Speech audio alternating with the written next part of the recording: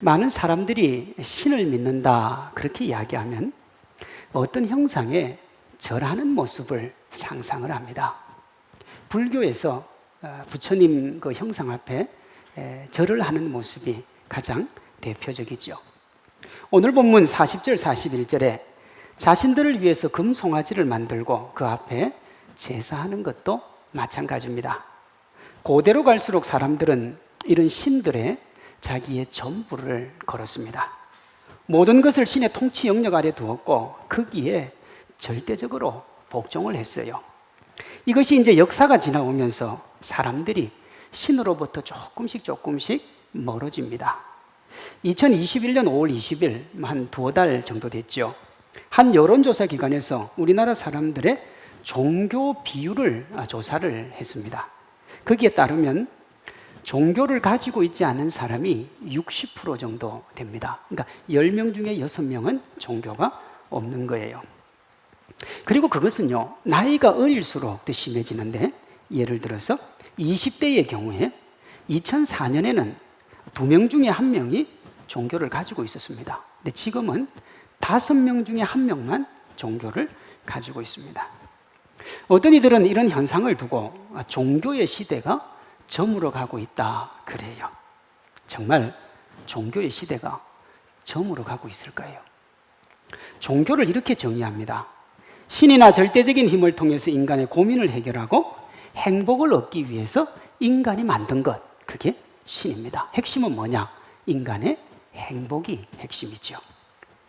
이렇게 놓여보면 종교의 시대가 저물어 가고 있다라는 말을 하는 사람들 주장의 이면에 사람들이 행복을 얻었다 하는 말이 깔려 있다고 봐도 무방하죠.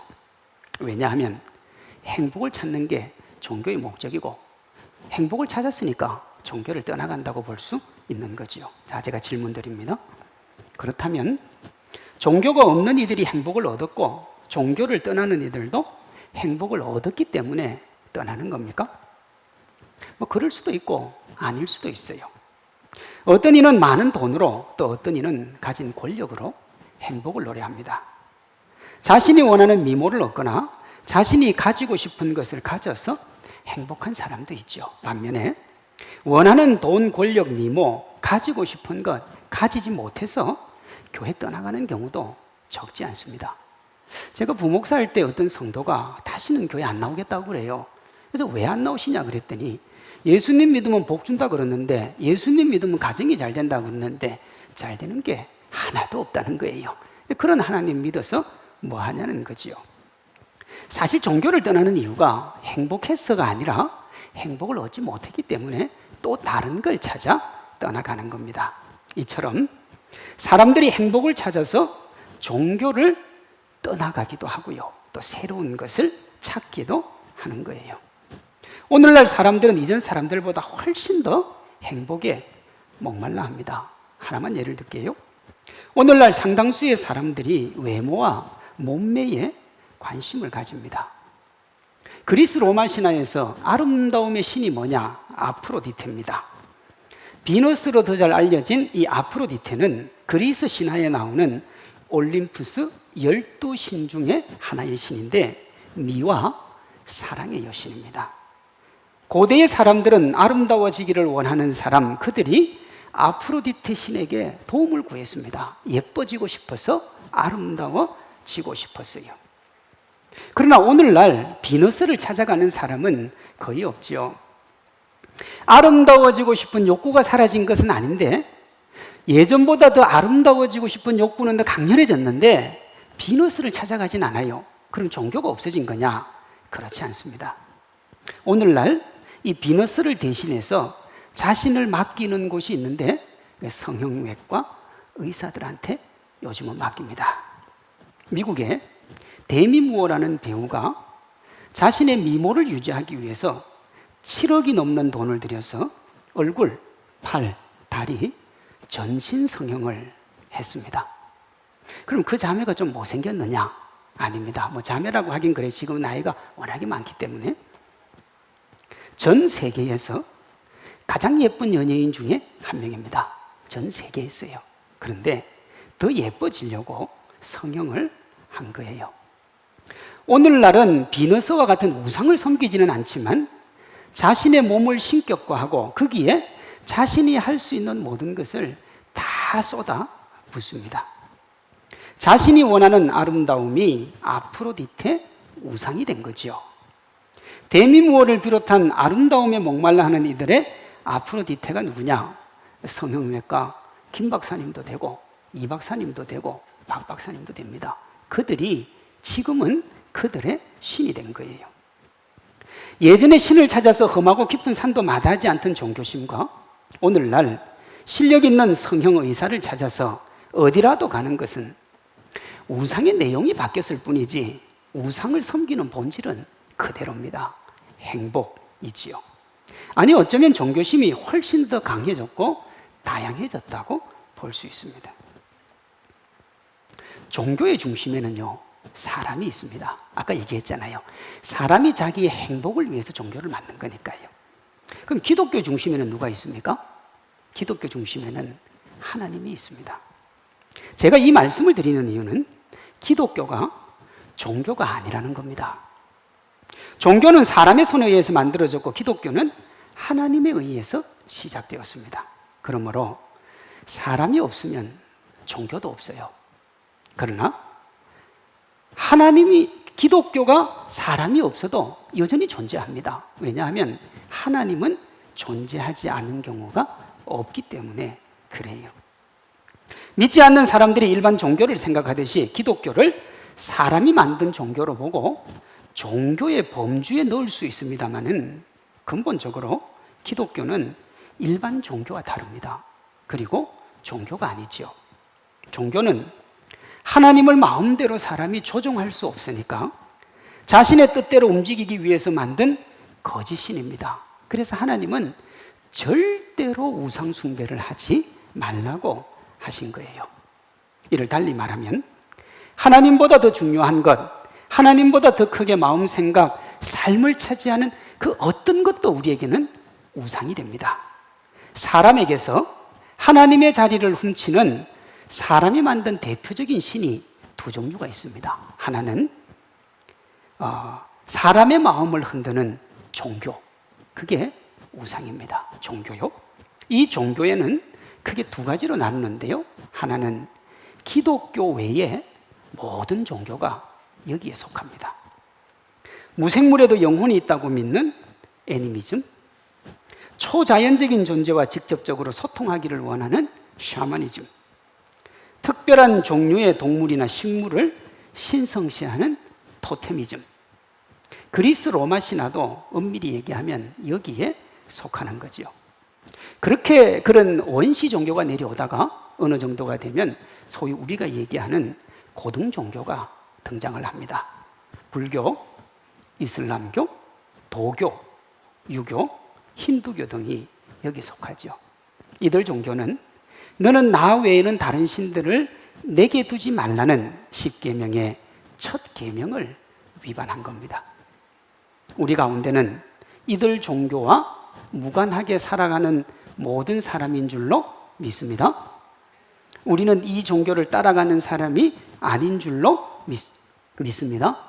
그러니 이 종교는 여기서 얘기하고요.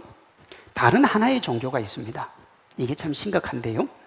하나님을 자기 행복의 도구로 이용하는 이들의 기독교요. 다시요. 하나님을 자기 행복의 도구로 이용하는 이들의 기독교. 핵심이 어디에 있습니까? 하나님을 자기 행복의 도구로 이용하는 겁니다. 본문 40절 41절이요. 우리를 인도할 신을 우리를 위하여 만들라. 그때에 그들이 송아지를 만들어 그 우상 앞에 제사하며 자기 손으로 만든 것을 기뻐하더니 그랬습니다. 그들은 금송아지 우상을 만들고 그 신을 뭐라고 그랬느냐? 하나님이라 그랬습니다. 출애굽기 32장 4절에요. 아론이 그들의 손에서 금고리를 받아 부어서 조각칼로 새겨 송아지 형상을 만드니 그들이 말하되 이스라엘아 이는 너희를 애굽 땅에서 인도하여 낸 너희의 신이로다 하는지라. 아론이 보고 그 앞에 제단을 쌓고 이에 아론이 공파하여 이르되 내일은 여호와의 절일이니라. 이튿날에 그들이 일찍 일어나 번제를 드리며 화목제를 드리고 백성이 앉아서 먹고 마시며 일어나 뛰어 놀았다 그랬습니다.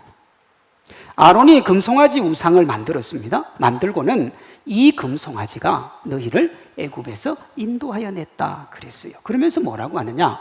내일이 여호와의 절일인데 그날 우리가 하나님 앞에 제사를 해야 된다. 그 백성들이 그 말을 듣고요, 번제와 화목제를 드려요. 보이지 않는 하나님을 보이는 하나님으로 만든 게 뭐예요? 그게 금송아지입니다.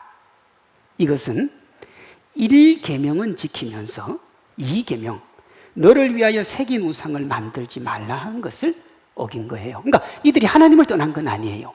하나님을 섬겼어요. 근데 하나님을 형상화시킨 거지요. 그게 2계명을 범한 겁니다. 우리가 예수님을 믿는다고 하면서 십자가나 예수님의 얼굴 같은 것을 신성시하는 사람들이 있지요. 하나님이 하나님의 형상을 만들지 말라고 하셨습니다. 어떤 교회 가면 강단에 큰 십자가를 걸어둔 교회가 있습니다. 우리 교단이나 우리 교회는 없지요. 그 이유가 뭐냐? 2계명을 어기고 만든 하나님의 형상으로 여겨질까 싶었어요. 다시요. 십자가를 우리가 달아도 상관없습니다. 십자가를 봐도 돼요. 근데 자칫 잘못하면 그 십자가에서 뭐가 쏟아지는 것으로, 그 십자가에 무슨 능력이 있는 것으로 그렇게 오판할 수 있으니 형상을 만들지 않는 겁니다. 본문에 이스라엘 백성에게 금송아지가 이런 기능을 했습니다. 출애굽을 했지만 불안과 염려가 가득했어요. 모세가 강간무소식입니다. 그 불안, 염려, 걱정을 해소해 줄 신이 필요했고, 그래서 금송아지를 만들었습니다. 금송아지가 하나님이에요. 근데 하나님인데 그 하나님인 금송아지는 자신들의 기쁨과 행복을 채워줄 도구입니다. 이것은 주객이 전도된 거죠. 하나님 중심의 기독교가 사람 중심의 종교가 된 겁니다. 크리스찬 신앙의 핵심을 다루고 있는 웨스트민스터 소열의 문답의 첫 번째 질문이 이렇습니다. 인간의 제일 되는 목적이 무엇입니까? 그리고 그 답을 이렇게 얘기해요. 사람의 제일 되는 목적은 하나님을 영화롭게 하는 것과 그를 영원토록 즐거워하는 겁니다. 그랬어요. 하나님을 자기 행복의 도구로 이용하면 그때부터 우리의 신앙이 뭐냐? 종교입니다. 기독교가 아니고요, 종교가 되는 거예요. 앞에서 본 것처럼 기독교는 종교가 아닙니다. 그러나 어떤 이에게는 종교가 될 수 있습니다. 예수님을 믿는다고 하면서 자기 삶과 목표가 우선인 사람은 예수님을 자기 목적을 이루는 도구로 이용하는 종교 생활을 합니다. 예수님이 자신의 행복을 가져다 줄 우상이 되는 거예요. 이와 달리 삶의 모든 부분에서 하나님의 영광을 우선하는 사람은 제자의 길을 걷는 신앙생활을 합니다. 사도행전 7장에서 대제사장을 포함한 사내들인 공회원들의 믿음이 뭐냐? 그건 종교생활에 가까운 겁니다. 그들은 모세의 율법을 자기들의 자리를 지키는데 이용을 했습니다. 스데반의 믿음은 신앙생활입니다. 그는 자신의 전 삶을 하나님의 기쁨을 위해 사용했고 그것을 영광으로 여겼습니다. 하나님의 뜻과 무관하게 자신이 원하는 것에만 집중하면, 그리고 그것만을 구하면 구하는 것도 우상이고요, 하나님도 우상이 됩니다. 그럼 여러분들이 신앙생활을 한번 돌아보세요. 나는 지금 종교생활을 합니까? 신앙생활을 합니까? 참 고민 많이 해야 되는 질문입니다. 하나님의 자리를 훔치는 사람이 만드는 또 다른 신은 하나님보다 더 크게 마음과 생각을 차지하고 있는 모든 것, 그게 내가 만든 신입니다. 팀 켈러 목사님은 이 신을 저것만 있으면 내 삶이 의미가 있어질 거야, 나도 저것을 가지면 가치 있는 사람이 될 거야, 내가 중요해지고 안정감이 될 거야 하는 모든 것이 내가 만든 신이라 그랬습니다. 이렇게 보면 모든 사람 각자가 힘을 다해 쏟는 열정과 에너지의 대상이라면 무엇이라도 하나님의 자리를 훔치는 우리 각자가 만드는 신이 될 수 있어요. 이런 겁니다. 얼마 전에요, 모 명품 가방 가격을 올린다고 그 회사가 아마 얘기를 한 것 같아요. 그 다음날 가방이 오르기 전에 사야겠다며 백화점 꼭두 새벽부터 나와서 200m, 300m 줄을 서서 기다리다가 백화점 문이 열리자마자 쏜살같이 뛰어가는 모습을 우리가 언론에서 봤습니다. 그 가방이 기본적으로 300만 원, 500만 원, 1000만 원 하는 가방이니까 거기 서민들이 그 자리에 섰을 리는 만무하죠. 최소한 중산층 이상의 사람들이 거기 서서 뛰어간 겁니다. 예수님을 믿지 않는 사람들은 그 명품 가방이 그들의 우상입니다. 그리고요, 그 행렬 속에 코로나 대면의 위험성을 말하면서, 대면하면 위험하니까 코로나 걸릴 수 있으니까 조심해야 된다고 말하면서 조심조심 예수님을 믿는 사람이 만약에 그 자리에 있었다면 예수님이 그에게 뭐라고 하셨을까요? 아주 조심스럽습니다만 그 사람이 사고자 했던 명품이 그의 우상입니다. 예수님은요, 그 명품을 사도록 도와주는 도구에 불과한 거죠. 사실 요즘은 백화점이 교회보다 더 거룩하고 더 사람들의 필요를 채워주지요. 거기 그곳에 가면 수많은 사람들이 편안함과 행복과 만족을 누립니다. 물론 욕망 충족에서 오는 행복이지요. 어떤 사람이 이걸 이렇게 표현했어요. 영혼은 향수병에 담겨 있고 무한은 명품 안에 들어있다 그랬습니다. 영혼과 무한은 하나님께 있는 겁니다. 그런데 요즘 사람들은 백화점에 가서 찾습니다. 하나님의 자리를 훔치는 사람이 만드는 신, 즉 우상은 우리 주변에 모든 것이 될 수 있습니다. 먹기 위해 산다고 말하면서 먹는데 전혀 아끼지 않는 사람은 음식이 우상입니다.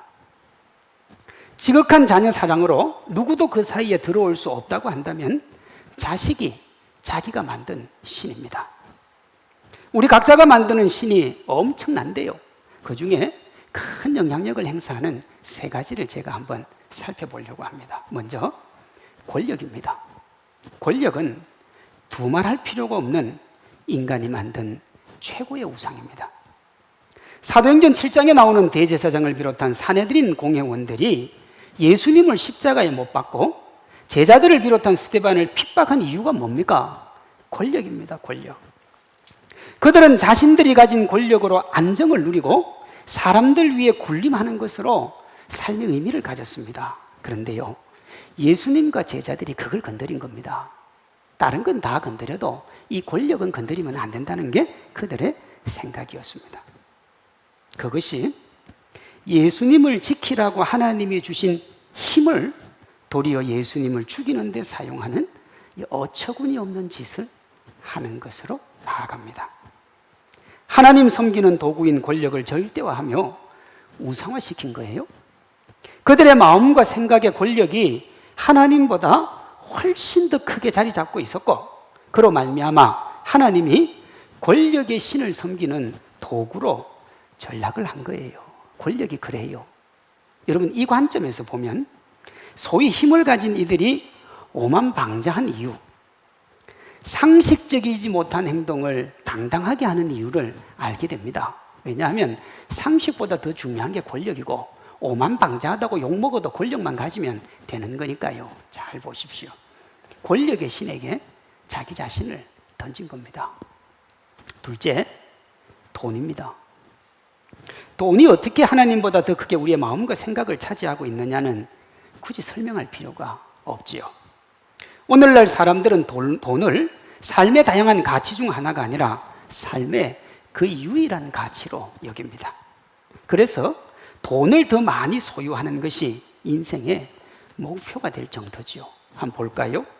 수능 시험, 명문대 입학, 대기업 취업, 공무원 시험, 부동산의 울고 웃음, 벼락거지, N4, 신분 상승의 사다리가 끊어졌다며 절규하는 모습들, 명품을 부러워하고 선호하는 것, 이게 다 뭐하고 관련되어 있습니까? 돈하고 관련되어 있습니다. 돈만 있으면 벼락거지 고통할 필요 없고요. 그 어떤 것도 아파할 필요가 없는 겁니다. 엠포할 필요도 없고요. 명품 사려고 꼭두새벽부터 줄 설 필요도 없습니다. 왜? 돈이면 다 되기 때문에 그렇습니다. 돈이 있어야 가질 수 있고 그런 자리를 가지면 돈을 가질 수 있습니다. 그러다 보니 돈을 더 가치 있는 것으로 여기는 것을 넘어서 돈 외에 거의 대부분을 무가치한 것으로 여길 정도지요. 심지어 신앙의 세계에서도 돈의 영향력은 엄청납니다. 적지 않은 크리스찬들이 하나님보다 돈 앞에 무릎을 꿇지요. 오죽했으면 존 웨슬리가 돈주머니가 회개하기까지는 진정한 회개가 아니다라고 했겠습니까? 참 생각을 많이 해야 되는 부분이죠. 셋째, 세상의 지식과 지혜입니다. 믿지 않는 사람들에게 각자의 사상과 이념의 토대를 둔 신념이 뭐냐? 그게 신입니다. 신문, 방송, 인터넷을 조금만 들여다보면 도처에 널려 있습니다. 그게 다 신입니다. 우리 사회가 왜 이렇게 혼란스럽습니까? 자기가 가지고 있는 신념을 신으로 섬기기 때문에 신과 신이 부딪히는 겁니다. 그건 타협할 수도 없고 양보할 수도 없습니다. 자기의 전부를 거는 것이니까요. 문제는 크리스찬들입니다. 오늘날 사상과 이념의 토대를 둔 거대한 세속의 물결이 교인과 교회로 끝없이 몰려들고 있습니다. 예전에는 단편적으로 영향을 끼쳤는데 이제는 체계를 가지고 들어옵니다. 동성애를 포함하고 있는 젠더 이슈, 진보와 보수의 이념 논쟁, 사랑과 평등의 형식을 하고 있는 인본주의 대표적입니다. 하나님께 말씀으로 그것들을 물어보고 말씀으로 판단해야 될 크리스찬들이 도리어 세상의 말로 하나님의 말씀을 재단하면서 자신이 가진 세상의 이념, 사상, 신념이 하나님을 능가한다고 생각하는 거예요. 그걸 이사야 47장 10절은 이렇게 말합니다. 네가 네 악을 의지하고 스스로 나를 보는 자가 없다 하느니 내 지혜와 내 지식이 너를 유혹하였음이라. 내 마음에 이르기를 나뿐이라 나 외에는 다른 이가 없다 그래요. 뭐가요? 내가 가지고 있는 세상에서 배운 지식과 세상을 살아가면서 터득한 그 지혜를 가지고 뭐라고 하느냐 그러면 나 외에 다른 이가 없다. 이사야 46장 47장 전후 문맥의 핵심이 뭔 줄 압니까? 하나님이 이렇게 말씀하시는 거예요. 나 외에는 다른 이가 없느니라.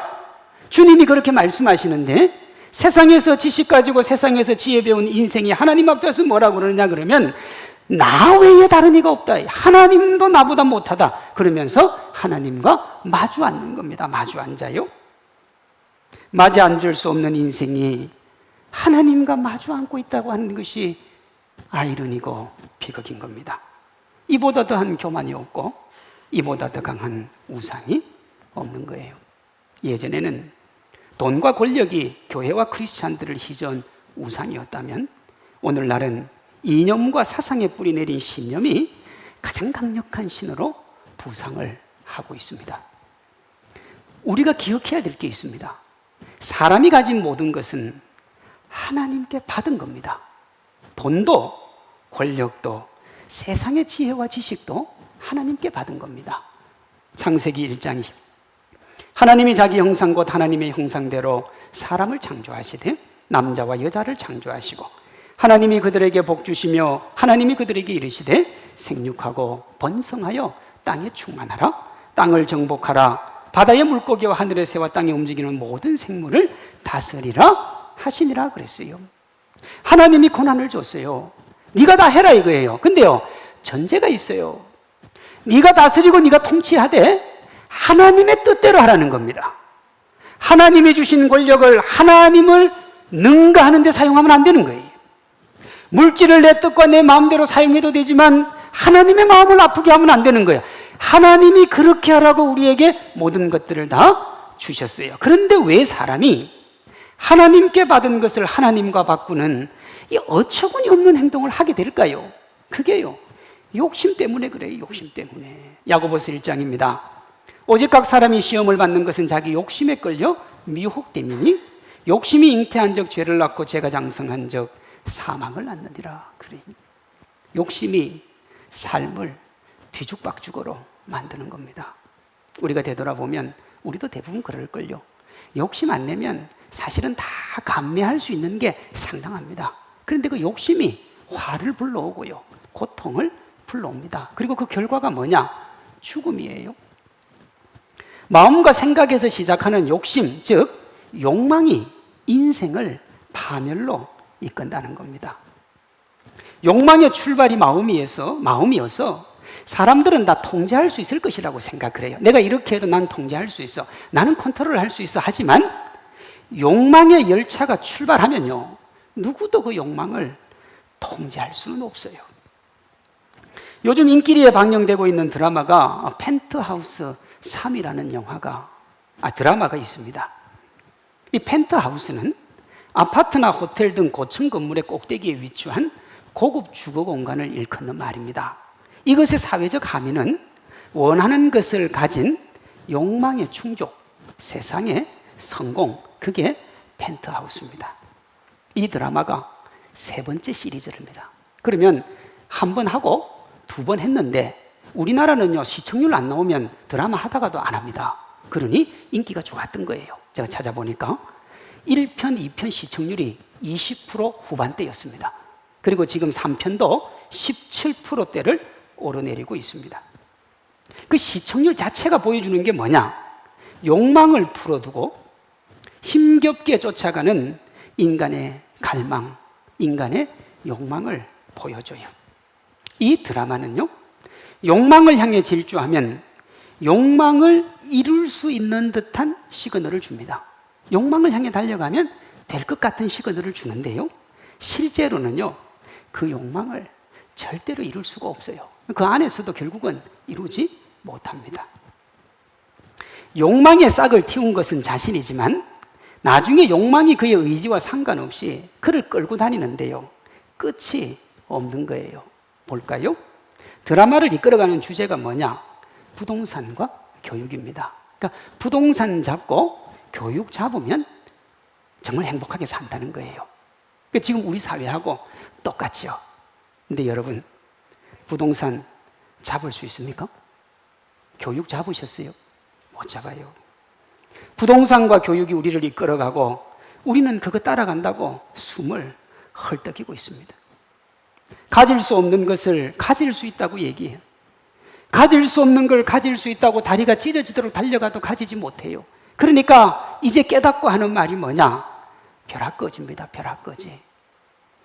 국가의 최고 권력이 그거 한번 잡을 수 있겠다고 최선을 다해 달려갔지만 잡지 못했어요. 여러분, 어느 정부도 어떤 사람도 그걸 잡을 수가 없어요. 왜냐하면 그건 욕망의 원리에 따라 움직이는 것이지 이론과 논리의 원리에 따라 움직이는 게 아니에요. 그래서 뭐라고 그래요? 전문가들이 심리를 잠재워야 된다 그러잖아요. 그 심리가 뭡니까? 욕망을 부추기면 안 된다는 거예요. 그게 그 얘기거든요. 벼락거지의 다른 말이 뭐냐? 자신을 위해 만든 신이 나를 공격하는 역습입니다. 내가 공격을 받고 있는 거예요. 이 답답한 굴레 어떻게 하면 벗어날까요? 인류의 지성인들이 한결같이 하는 말이 욕망을 통제해야 된다 그럽니다. 아리스토텔레스의 말이에요. 재산의 수준을 높이기보다 욕망의 수준을 낮추도록 애쓰는 편이 낫다 그래요. 세네카는 이렇게 말했습니다. 만약 누군가를 행복하게 해주고 싶은 생각이 있으면 그 사람의 소유물을 늘리지 말고 욕망의 양을 줄여주라 그랬습니다. 원하는 대로 다 주지요. 그리고 욕망만 커지지요. 만족은 없어요. 성경도 동일하게 얘기합니다. 모든 지킬 만한 것 중에 내 마음을 지켜라. 생명의 근원이 이에서 남이니라 그랬어요.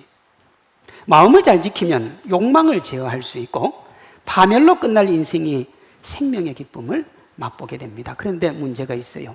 욕망은 뭐라고요? 통제 불능입니다. 누구도 욕망을 통제할 수가 없어요. 왜 그럴까요? 욕망의 출발이 마음입니다. 그런데 인간의 마음이 너무 병들어 있어요. 예레미야 17장이요. 만물보다 거짓되고 심히 부패한 것은 마음이라 그랬어요. 세상의 현자들도 똑같이 얘기합니다. 장작 그루소의 말입니다. 욕망은 우리를 도달할 수 없는 곳으로 자꾸 끌고 간다. 우리의 불행은 바로 거기에 있다. 어떤 사람도 스스로의 힘으로 욕망과 욕심을 일으키는 마음과 생각을 잡을 수 없고, 그래서 결국 인간은 파멸에 이를 수밖에 없다는 거예요. 그럼 전혀 해결책이 없습니까? 예, 이 세상에서는 해결책이 없어요. 그 욕망의 잔상의 군상들이 뛰어다니는 이 세상에서는 누구도 그거를 가질 수가 없습니다. 그 유일한 해결책이 있다면 그 인간을 만드신 그 마음을 누구보다도 잘 아는 하나님만이 가능합니다. 우리가 우리의 모든 것들을 하나님께 맡기면 하나님이 우리의 마음과 생각을 붙들어 주세요. 빌립보서 4장이요. 아무것도 염려하지 말고 다만 모든 일에 기도와 간구로 너희 구할 것을 감사함으로 하나님께 아뢰라. 그리하면 모든 지각에 뛰어난 하나님의 평강이 그리스도 예수 안에서 어떻게 한다고요? 네 마음과 생각을 지키시리라 그랬어요. 우리가 지난주에 성전의 역사를 살펴봤잖아요. 예수님이 성전이 되시고 그 다음 성전이 누가 되었습니까? 우리가 성전이. 너희 안에 성령이 거하시는 성전이라고 그랬어요. 마음은 부패해서 이길 수 없는데 성령이 우리 마음속에 들어오시면 그제서야 우리가 욕망을 이기게 되는 거예요. 갈라디아서 5장 16절이요. 너희는 성령을 따라 행하라. 그리하면 육체의 욕심을 이루지 아니하리라 그랬어요. 이런 글을 봤습니다. 저는 제 인생의 목표를 이루었습니다. 제가 늘 원했던 꿈이었지요. 하지만 그 꿈을 이루고 보니 모든 것들이 제가 생각했던 것과는 전혀 딴판이었습니다. 그랬어요. 어디서 많이 들어본 말 아닙니까? 어떤 사람이 꿈을 꾸고 갈망하고 그것을 이루기 위해 할 수 있는 모든 것을 다 합니다. 그런데 막상 이루고 나면 생각했던 거하고 달라요. 인류 최대의 지혜자 솔로몬이 그렇게 인생을 멋지게 살았어요. 내가 원하는 것, 내가 꿈꾸는 것, 가지면 될 줄 알고 누리면 될 줄 알고 다 했어요. 그는요, 이 땅의 신이라고 부르는 건 다 가지고 있었어요. 권력도, 돈도, 여자도, 명예도, 권세도, 지혜도, 지성도 정말 가지지 못한 게 없어요. 그 모든 것들을 다 가졌는데 인생의 끝에 보니까 어떻게 해요? 자기 생각하고 다르더라는 겁니다. 그래서 허망하고 헛된 인생을 노래한 거예요. 야곱도 마찬가지입니다. 7년을 하루같이 라헬만 보고 달려갔어요. 그렇게 7년이 끝나는 날 자기는 라헬을 얻었는 줄 알았어요. 다음날 아침에 일어나 보니까 관심도 없는 레아가 옆에 누워있는 거예요. 이게 인생이에요. 내 뜻대로 내 소망대로 내가 원하는 대로 되는 게 아니다는 거예요. 우리 삶에 이런 일들이 필비재합니다. 왜 그렇게 됐을까요? 내 힘, 내 생각, 내 뜻대로 하면 뭔가 될 것 같아서 그 힘으로 살아가다가 보니까 안 되거든요. 우리가 마음과 생각을 하나님께 드리면 세상에 어떤 신들이 다가와도 흔들리거나 요동하지 않고 그로 말미암아 기쁨을 누리게 될 줄로 믿습니다. 사도행전 7장에 나오는 요셉이 대표적입니다. 그는 1인지하 많은 지상의 권력을 가졌습니다. 30살에 총리가 되고 110살까지 살면서 부족함을 몰랐으니까 권력하면 정말 한도 끝도 없이 누린 사람입니다. 물질은 어떻습니까? 남들이 가질 만큼 가졌고요. 그가 마음만 먹으면 창고에 물질을 두고 썩어 문드러져도 남을 만큼의 물질을 가질 수가 있었습니다. 역사를 보면 이렇게 무한의 권력과 부를 가진 이들의 말로가 대부분 비참합니다. 권력과 부가 자신의 통제 아래 있다고 생각을 하지만 실제는 그들 우상에 휘둘려 가기 때문에 그렇습니다. 요셉은 그들과 전혀 다른 길을 걸어갑니다. 행복했어요? 기뻤어요? 여유가 있었습니다. 요셉이 그런 멋지고 행복한 삶을 살 수 있었던 이유가 뭔 줄 압니까? 자기 주변에 있는 그 어떤 것도 하나님보다 크게 여기지 않았던 거예요. 그 어떤 것도요. 출발시키면 절대로 통제가 불가능하고 그래서 출발시켜 놓으면 반드시 그 노예가 되는 욕망을 출발시키지 않은 겁니다. 아예 출발 자체를 안 시켰어요. 그것을 가장 잘 보여주는 것이 성적인 호기심이 왕성한 17살에 그에게 성의 신이 찾아옵니다. 보디발의 아내를 통하여 그에게 달려오지요. 여러분, 그때 요셉이 그 아줌마만 딱 부여잡으면 인생 살아가는데 아무 문제 없습니다. 그런 여전히 노예입니다. 주인의 사랑을 받았지만 집에서 주인은 누굽니까? 여자가. 그때 당시에, 지금은 제가 잘 남녀 평등 시대라 잘 모르겠고, 보디발이요 요셉을 얼마나 좋아했는지 모릅니다. 그런데 보디발 아내의 말 듣고 자초지종을 묻지도 않고 감옥에 보냈습니다. 그걸 요셉이 몰랐겠냐고요. 그러니 그 보디발 아내의 손만 잡으면 인생을 성공할 수 있는데 이런 지하에 거절을 해요.